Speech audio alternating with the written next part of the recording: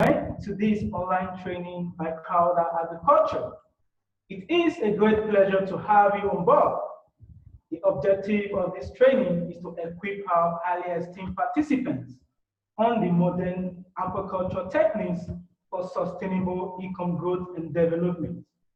Today's agroeconomy sector is a fast-growing business and is popular across every market and some strategic locations. Gone are the days when the only means of getting fish is to go fishing in the local rivers through trials and errors. Aquaculture is an industry that is currently attracting investors due to its lucrative nature, fertile land for fish, high demand for fish, and low supply in the country.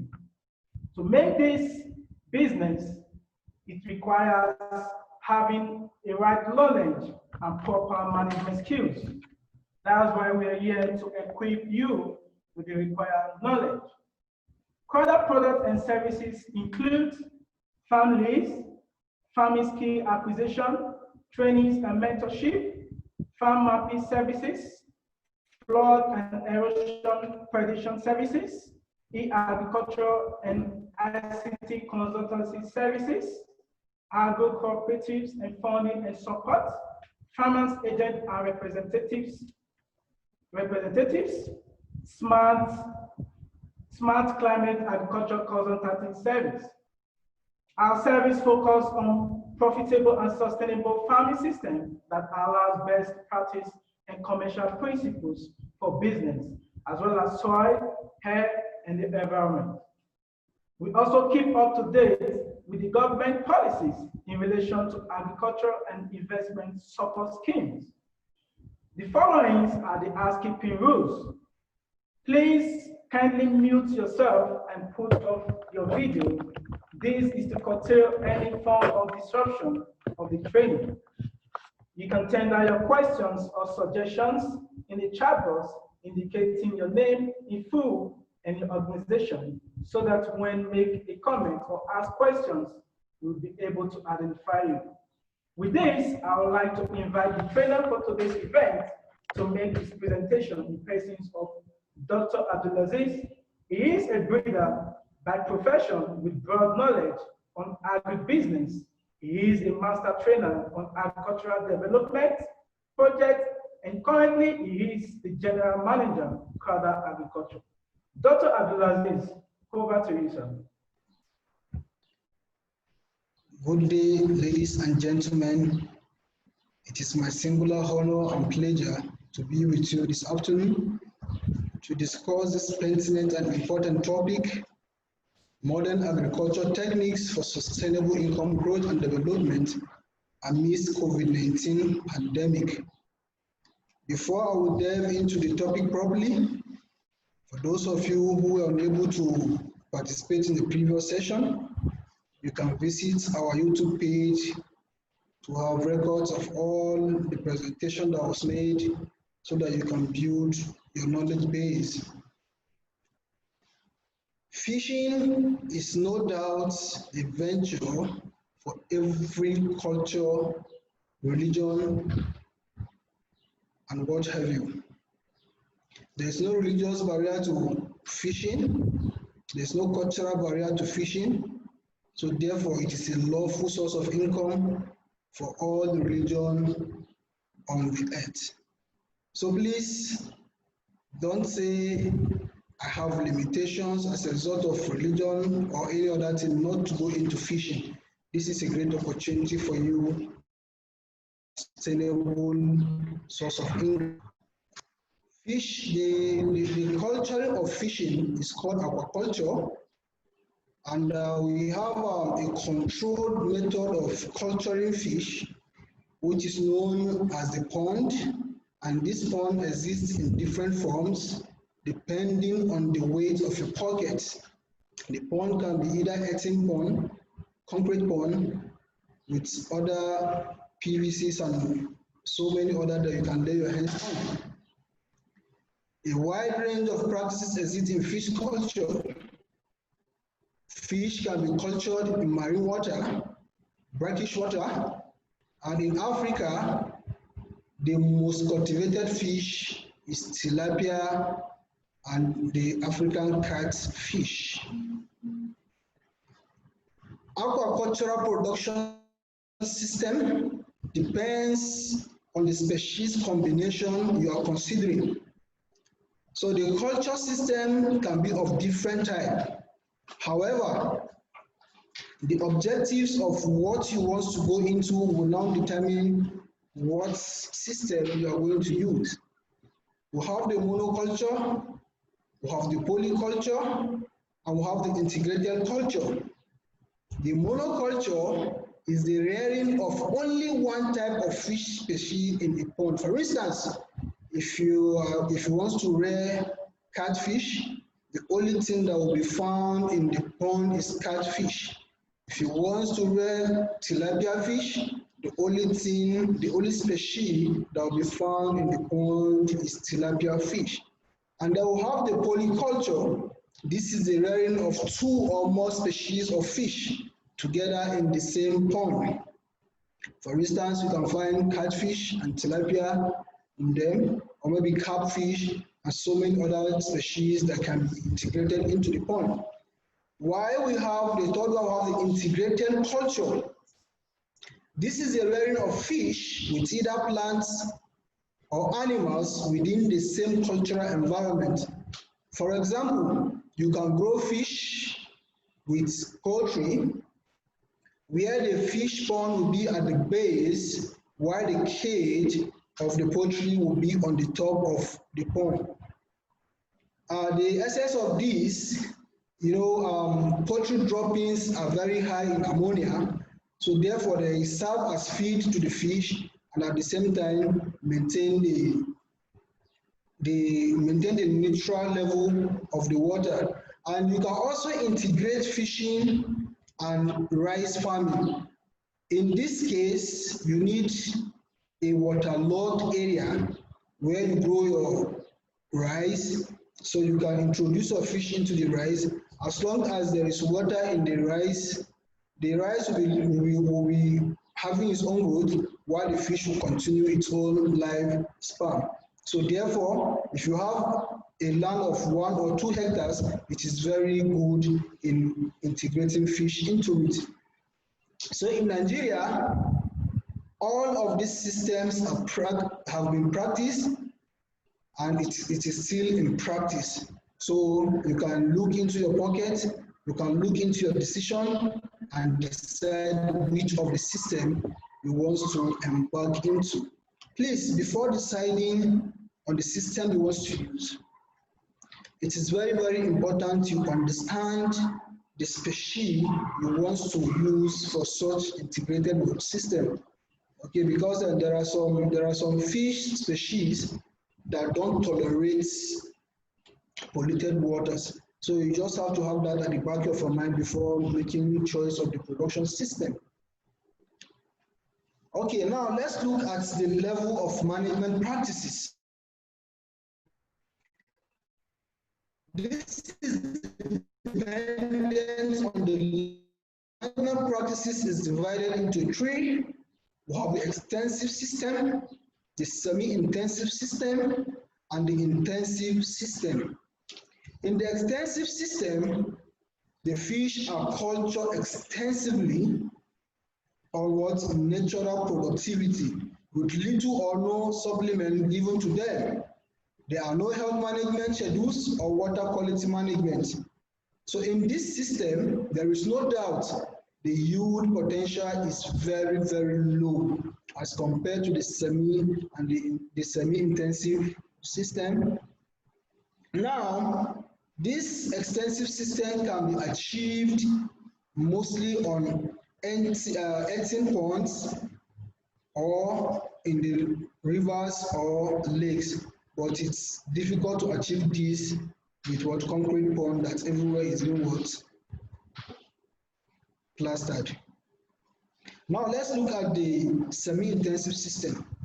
In this system, supplement feeds are being given to the fish.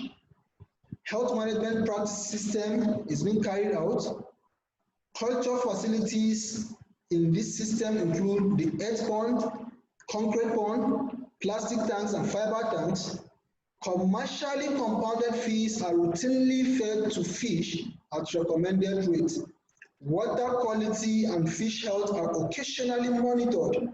Food yield is high in this system. In this system, the only thing you try to look into is the feeding, the health, and then the water quality. But much attention is not given to the water quality as a means of reducing capital expenditure. Okay, now in the intensive system, it varies a little with the semi-intensive system. The variation between the intensive and the semi-intensive is that in the intensive system, the water quality is closely monitored. It is being routinely monitored in the sense that there's no chances for any excuses. So the intensive system, from all indications and from all practices, has given higher yield more than the two systems of production. However, for the purpose of this presentation, the audience have choices to make, but I will keenly advise that if you are going to choose any management practices, I will advise you use the intensive system, because in this system you have control over everything that's happening. You know the right time to supply the feed, you know the right time to change the water, you know what is the water, you know the states, the health status of the water, and you know you can easily maintain the soil pH of the water. As such, the chances of you losing your investment is very, very minimal. So I will advise you try as much as possible to adopt the intensive system. Now let us look at the criteria for selecting fish pond, for selecting fish species for culture. You know, generally the purpose of rearing fish is to have enough to eat and then to take the remnant to market to make some cash. Okay, now it is pertinent to note that not all fish species can be cultured. Some species are just allowed to be in the wild. If you bring them into culture, they won't survive it.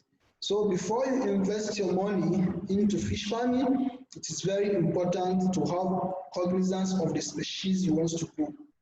However, for you to have a profitable venture, the fish candidates you should choose must underline this word, must have the following qualities.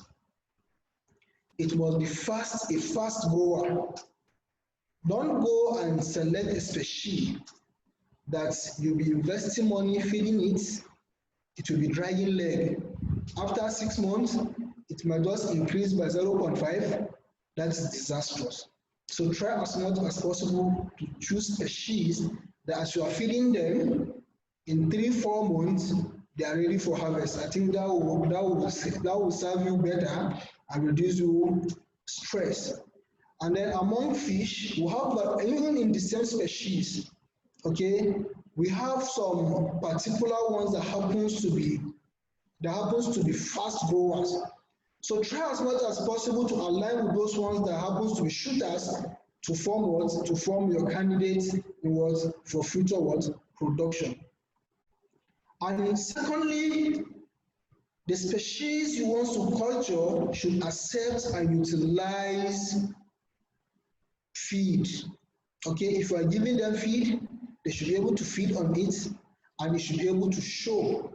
Let's say, for instance, you have 2 wives at home, you are feeding them with the same ration of food, but the wife A happens to show more adaptability, more acceptability to the ration you are giving to them as against the wife B. Advisably, if you are going for breeding, which will you choose? You choose wife A because she's going to give you high return on investment. That is the same thing that you need to consider while rearing your fish. So please don't go for fish that when you give them feed in the morning, you come back the next morning, the feed will still be there. It is just a normal law of nature. Okay, nutrition is very vital for growth.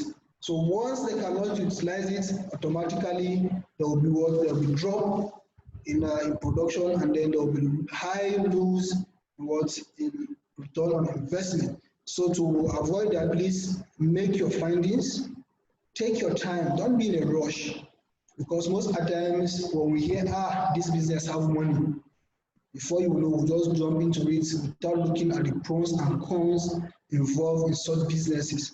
So please take your time, conduct this back you need on the species you want to go. Okay, and thirdly, you must be tolerant to poor water quality, because as a beginner, the resources might not be there for you to always have the mechanized way of aerating the water. So you try as much as possible to have the species that can tolerate, adapt poor water quality. And that is why if you can conduct a survey, you will notice that most people prefer growing the catfish as against the tilapia. The tilapia is also okay, very good. And in terms of monetary value, tilapia happens to even give more money than the catfish. But because of the easy nature of culturing catfish and its adaptability to poor water quality, makes people to run for it. Okay, and the fish species must be easy to breed in captivity. Okay, they shouldn't be difficult. Okay, because anything that happens to be difficult would definitely make you to lose interest. And on losing interest, you don't even give a damn how much you spend on the investment. You just so you should be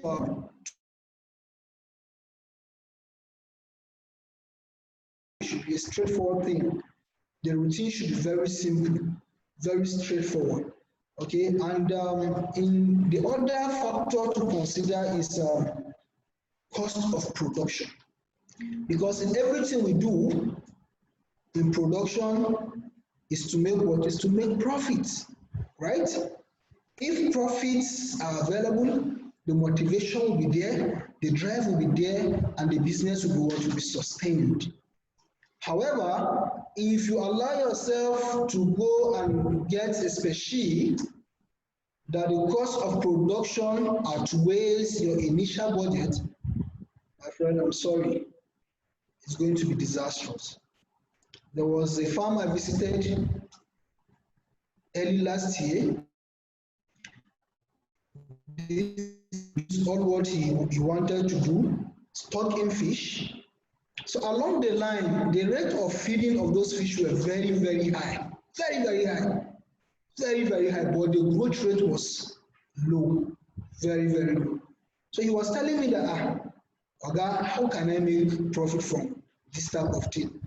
I said, but you are calling me when it is too late. The only advice I have for you now is to scoop out all the whole fish, sell them out to the market, and restock species that can be able to meet your budget. He said, hey, but Oga, I've lost. I said, will you prefer to lose more or to stop here where the loss is?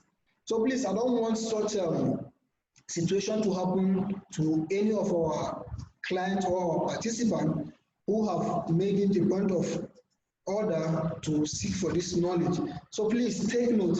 And then whenever you want to grow any species of fish, please make your market findings. Make your market findings. Let the fish be acceptable in the market. Because if the fish is not acceptable, you and your household cannot be able to finish it when needed. And the more they continue to swim in the pond, the more you need to feed them. Therefore, increasing your cost of production and no return on investment. So advisably, your location should determine the species you should grow. But if you are targeting at exports, then it is very important to look at those species that the demands are high, so that if after exporting a product, there shouldn't be what laying down without buyers. So try as much as, don't be tired in conducting market survey. Don't be tired. Try as much as possible, because I don't want you to fall into the trap of off-takers.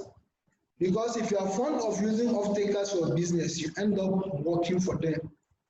Okay, so please, let's try as much as possible to achieve that. Now, let us look at the requirements for fish pond selection and construction. You know, most of the times, people just, I have 1 hectare of land in the village, or I have bought a plot of land in social area. The next thing I want to do is to go and grow fish. They will just run in there, build fish pond, pour water, stock fish. After 2-3 months, the pond has collapsed, or the fish have died, among so many other factors. This is as a result of what? Improper what? Knowledge on how to go. Okay, once you have the required information, my friend, the sky will definitely be your limit. For homestead fish culture, the house backyard is very suitable, okay? Very, very suitable. Okay, you can build your eating pond around your premises. Of course, it's not going to be that big, right? You can have your concrete ponds.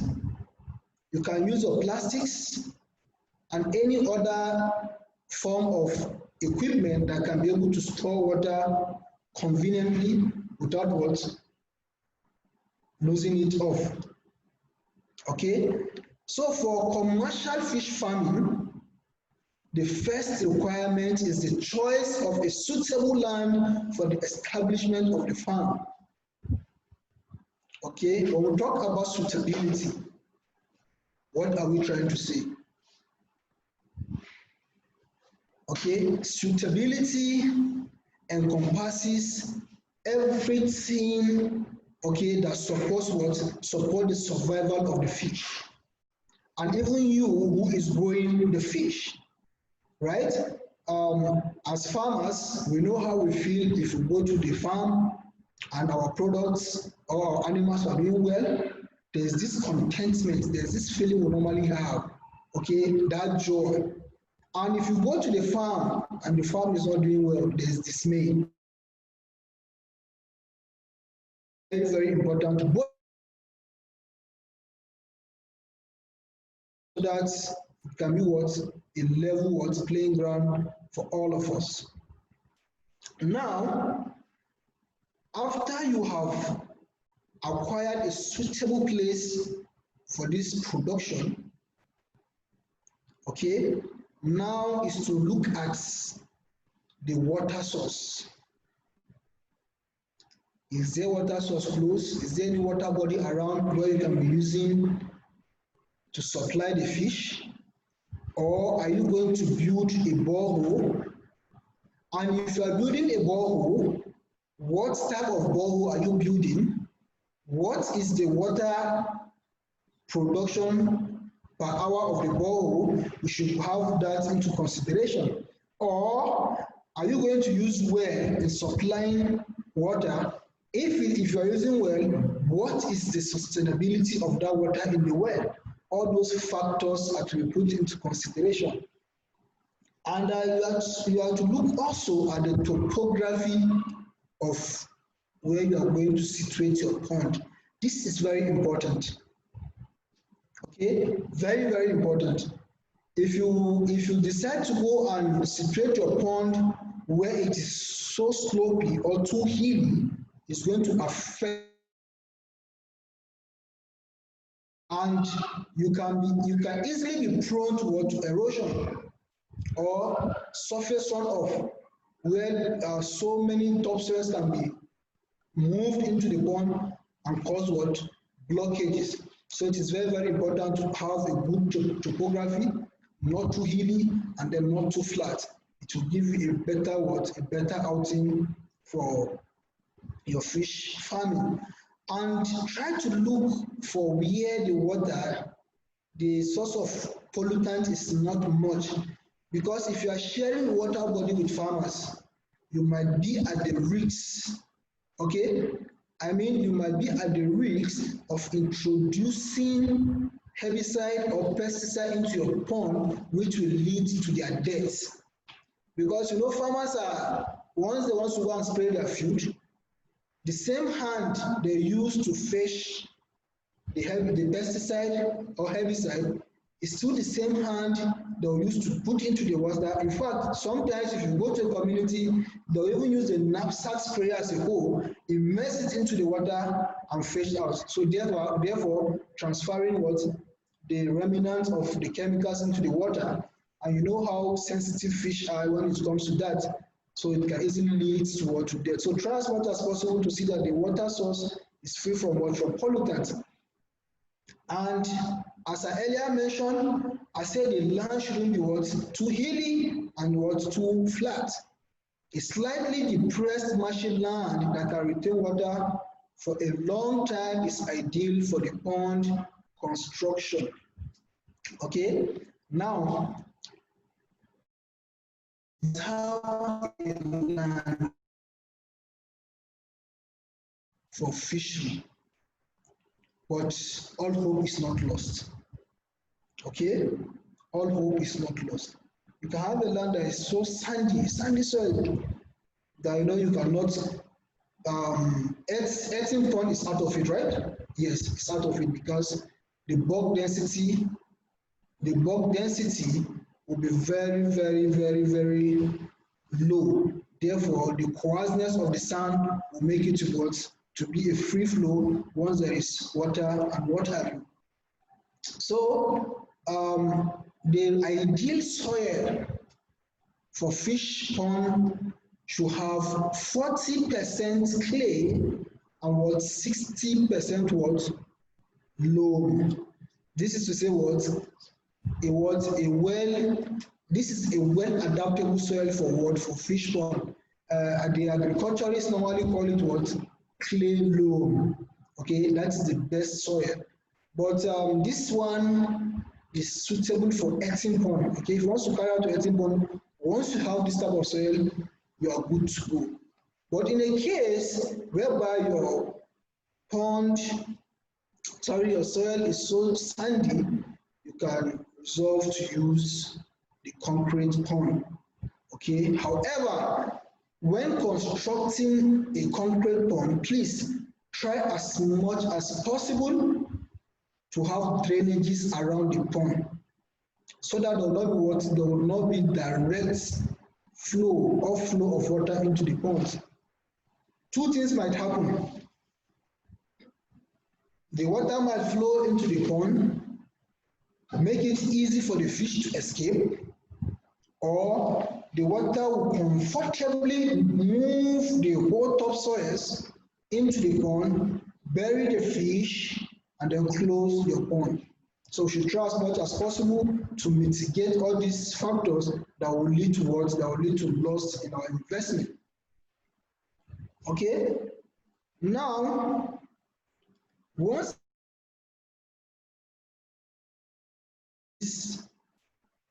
this is a very important aspect to look into.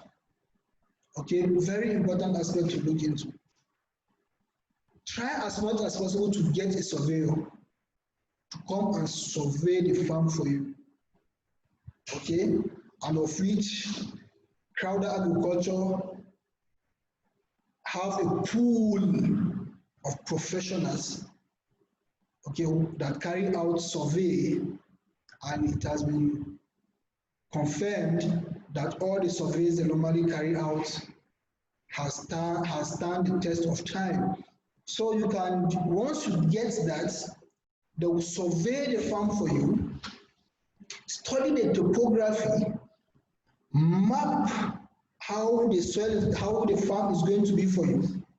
Okay, and now they'll now tell you the right structure to use for the pond. okay? Because there are some lands that cannot take large ponds, okay? So the surveyor should be able to tell you that.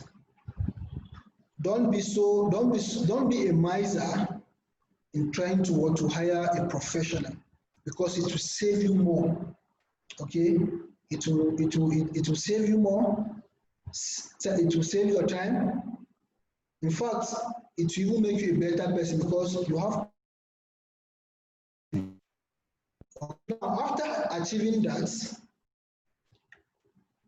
now feasibility study and planning of the type and size of pond to build will now be selected. Okay? Don't just go and pick somebody to just come and have the service of the surveyor.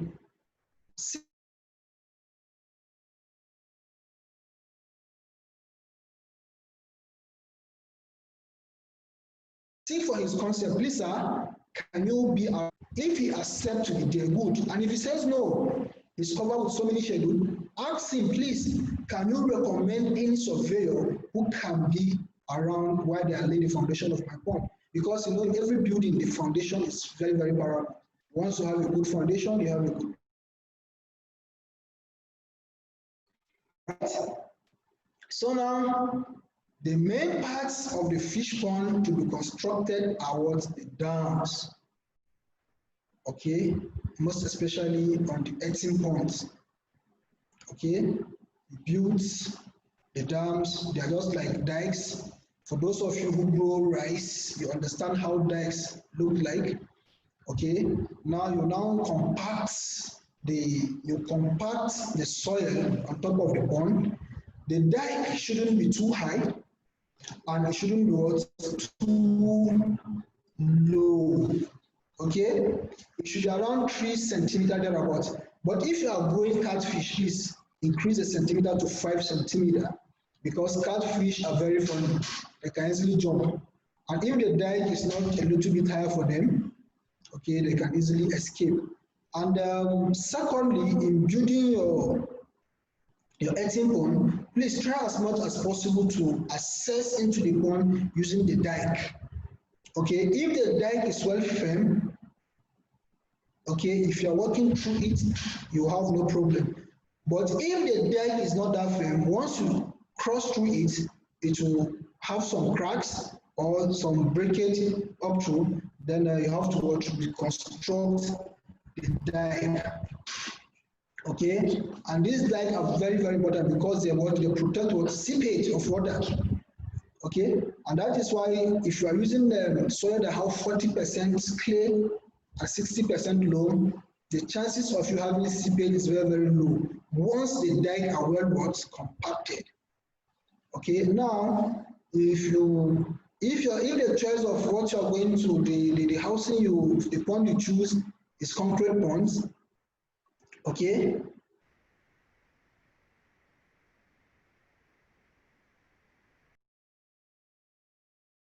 price and what have you. Gone are the days where people make a very large pond that is very difficult to maintain. Just pour in fish, you put the feed here. Before the fish will come to where the feed is, it has dissolved and turned toxic substance into the water. Okay, a standard concrete points is what you are seeing on your screen. Okay, that is what you are seeing on your screen. You can see the pond is not too big, not too wide. It's not too big, not too wide, and not too deep. Because all these things have the reasons why they are like this. Okay, the depth of the pond, as you can see here, is 1 meter. Okay, this helps in the absorption of sunlight into the entirety of the pond, right? Because if the depth is too much, the water turbidity will be very, very high. That means the cloudiness of the water will be high. Therefore, the availability of oxygen in the water, the dissolved oxygen in the water will be very, very limited. Of course, this is highly detrimental to the growth of the plant. Now, if you look at the pictures you have before you, you see that the length is, all the pictures, the length is much longer than the breadth. The breadth should always be half of the length. If you are building 3 meters pond, okay, the length should be 3 meters, while the breadth should be 1.5 meters. But please try as much as possible to maintain a depth of 1 meter. So you can use cement blocks, as you can see in the picture. You can use bomb bricks, which are the red one you can see over there. And you can equally design your fish pond to suit, for recreation, for instance, just as you are seeing in the picture. Okay, this one you tile it, make it look so neat, serene, whereby maybe in the evening times you and your maybe your wife or your child, any other person, but not too close to the pond, please, to avoid disrupting or falling into the pond. So you can just come close due to the serenity. I know some just you guys can also come and sit down close and be looking how the fish are just laying around, trying to meet up their own demands also, and at least it will really help you in creating recreational time. Now let's look at how the earthing ponds look like. In this system, it might look so easy, but it is highly technical. Okay, don't fall into the trap of the locals. They will tell you, I have been to this for 10 years. In fact, this is my family business. We have grown to need this business, or we have been doing it. No, please, don't fall into their trap. Because so many people go into agriculture and run away unprepared. Because of what? Because of the activities of the locals. Okay, when they go in there, they are the one now to advise them. It will even interest you to know, as a professional, if you go to where the locals are, they will even want to teach you the work. So please don't fall into their trap. If you want to construct an earthing pond, as I've earlier mentioned, make sure your surveyor is there. He will guide on every step to take. He will guide on the slope to be used. And he will also guide on the water channels. Okay, because most of the times, earthing ponds, only few earthing ponds you can find with water outlet. Okay, just few. But most of the time they don't have water outlets. The water has been scooped off, or they have been pumped out with pumping machine.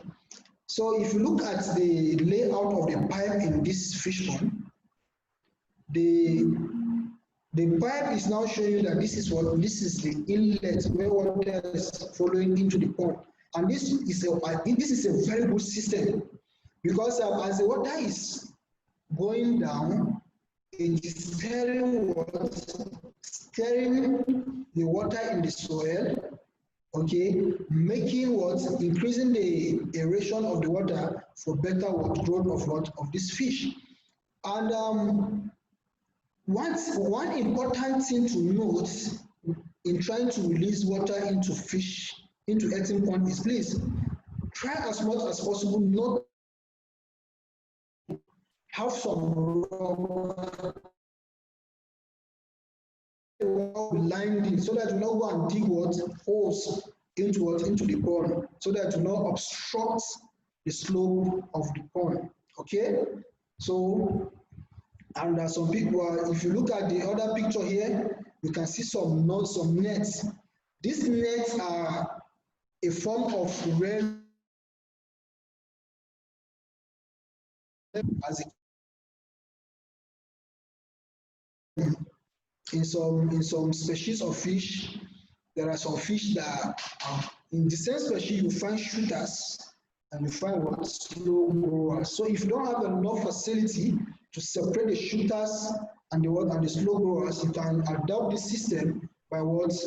Demarcating the earthen pond with nets and then inserting the slow growers into it for survival, of which, of course, they can have the same environment as the other fishes. Okay, now let us look at this. This one is mainly for our civil servants. Okay, private workers, housewife. Very simple to manage, okay? Very simple.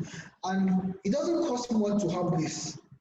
It doesn't cost much. And even though you're living in a rented house, feel free to get it because it's movable, right?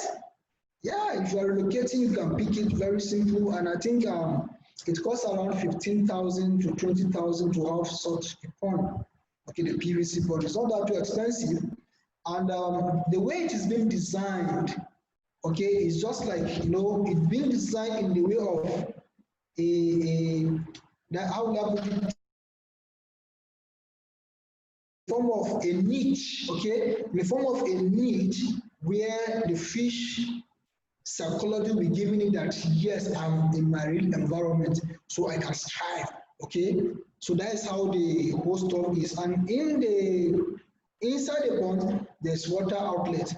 And the water outlet is not loose. It has some sieve where it will not allow the easy passage of the fish. And please, while trying to stock fish in the PVC pond, please don't full it to capacity. Try as much as possible to have it, okay? Try as much as possible to have it so that no matter the activity of the fish, they cannot easily what? Exit the pond. Now, let's look at these plastic tanks. They are also interesting, very fantastic, okay? There is a popular saying that says in Hausa, they say that amateka kamateka. You understand? That if the condition has pushed you to the wall, then you to push your own things you have to withstand what? The condition. So maybe if you are thinking of not having enough resources, okay, to get into fish farming, you can use the available rubbers in your house, sizable ones, okay? And these ones are very good examples. Unlike this one, you just need to just slide off the head, stock your fish, and very easy because you understand. So once the water has shaken, aeration has what taking place, therefore increasing the water, dissolved oxygen in the water. So please, I believe my participants have no excuse to say they are not going to stock in fish after this presentation because all the necessary information needed to start has been unveiled. Now, let us look at the water quality management. You know, water quality is the most important factor affecting fish health and performance in our aquaculture production system. Good water quality refers to what the fish wants and not what the farmers think.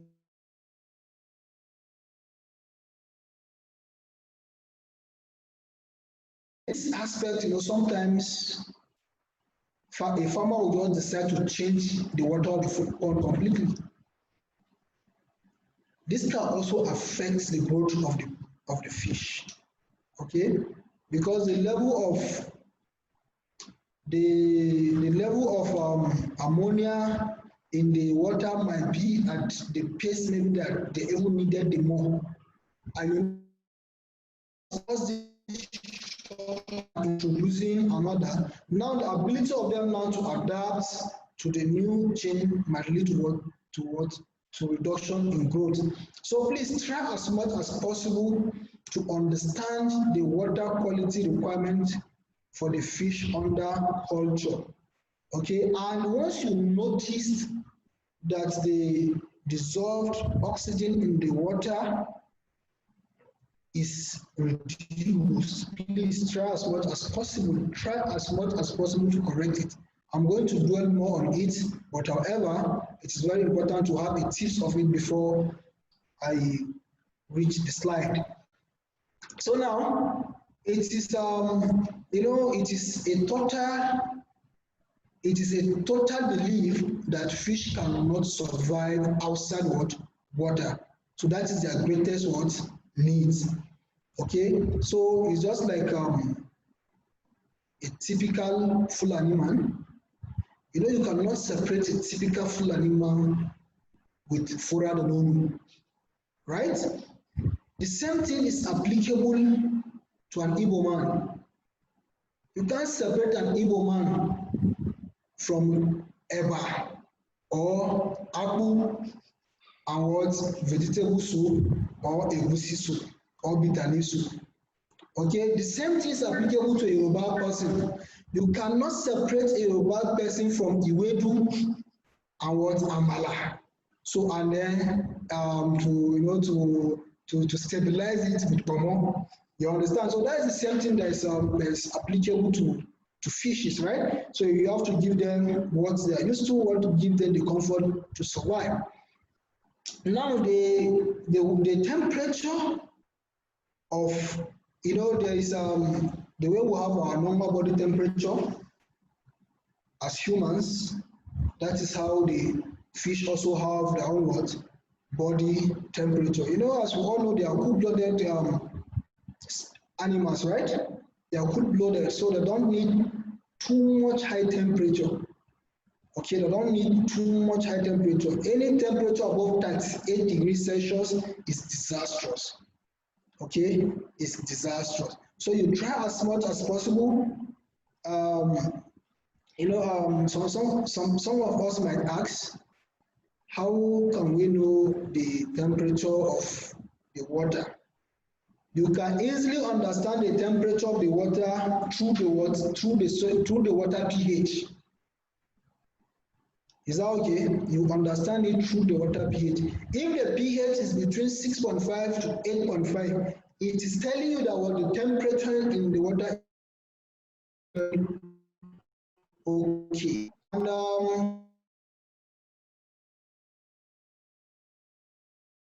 And it is required to have at least 5 to 8 milligrams of dissolved oxygen in it for a better growth of your fish, right? So it is very important for the fish farmer to make sure that the physical, chemical properties of the water remain as much as possible within the optimal range of the required temperature and pH. I earlier mentioned that the temperature is 8 to 38 degrees Celsius and the pH is 6.5 to 8.5. Now, still on water quality management, outside these optimal ranges, fish will exhibit poor growth, erratic behavior, and disease symptom or parasite infestation. Under extreme cases or where the poor conditions remain for a prolonged period of time, fish deaths may occur. And it is not a good practice. They said a good farmer, a bad farmer is he who doesn't know when his animal will be sick. A good farmer is he who knows when his animal is sick. And the best farmer is he who knows when his animal will be sick, to telling you that if these conditions are not met today, then tomorrow your fish will be in trouble. So for you to be a best farmer, you try as much as possible to maintain a suitable environment for the growth of the fish. Now, we've talked about the soil pH. Okay, it is very important to monitor the soil pH of the pond because unfavorable soil pH for the fish can lead to death. And now, how can we correct, okay, the acidity or alkalinity in our pond, right? If the soil is too acidic, if it is below 6.5, if it is below 5.0, then you can use lime to correct the soil acidity. And if it is above 8.5, then you can use what acidic fertilizers to control what the alkalinity, so that it can fall down to the range of what of the temperature needed by the fish. So, and it is very important to, as I have earlier mentioned, it is very important to have availability of dissolved oxygen in the water. This is very important because if the dissolved oxygen is reduced, you'll notice the fish coming out, okay, bringing their head up to seek for what? To seek for oxygen. And if this persists, it can lead to what? It can lead to death, right? And secondly, you will notice they'll be reluctant in feeding. The belly eats much, okay, and then this can practically reduce growth of the fish. Therefore, with this, I have come to the end of today's presentation. Tomorrow, by His grace, in the next session, I'm going to guide us on how to carry out artificial insemination, okay, where you can stay at the comfort of your home, breed the fish you want to grow, and you can even decide to go out and start selling fingerlings. Who knows? So, see you tomorrow. Thank you for your time.